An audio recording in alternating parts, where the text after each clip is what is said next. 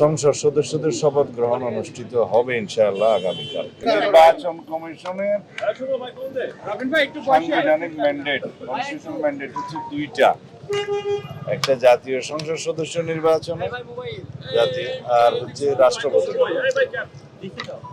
জাতীয় সংসদের নির্বাচন অনুষ্ঠিত হয়েছে, নির্বাচন কমিশন কনস্টিটিউশনাল এটার দায়িত্ব। সংসদ সদস্যদের শপথ গ্রহণ অনুষ্ঠিত হবে ইনশাআল্লাহ আগামীকাল সকাল 10টায়। এটাও সাংবিধানিকভাবে স্পিকার অথবা ডেপুটি স্পিকার অ্যাভেলেবেল না থাকলে বা তারা অপারগ হলে বা তাদের মনোনীত প্রতিনিধি যদি না থাকে, সেই ক্ষেত্রে দ্বিতীয় অপশন হচ্ছে প্রধান নির্বাচন কমিশনার শপথ পাঠ করাবেন।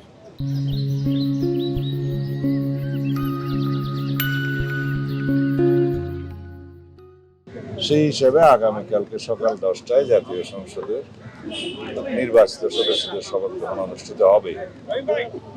এইটা প্রধান নির্বাচন কমিশনের সাংবিধানিক এখতিয়ার আছে।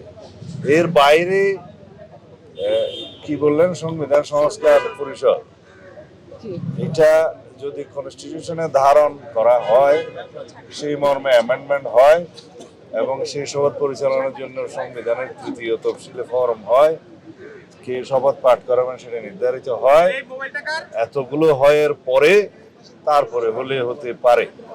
ভাই, আরেকটা বিষয়, মন্ত্রিসভা কি চূড়ান্ত হয়ে গিয়েছে? আর কত সদস্য হতে পারে? আমরা বিভিন্ন গণমাধ্যমে দেখতে পাচ্ছি আগামীকাল পর্যন্ত অপেক্ষা করা যাবে না। আরেকটা বিষয় হলো, বিরোধী দল ছায়া সংসদ করছে, এই বিষয়টি কিভাবে দেখছেন?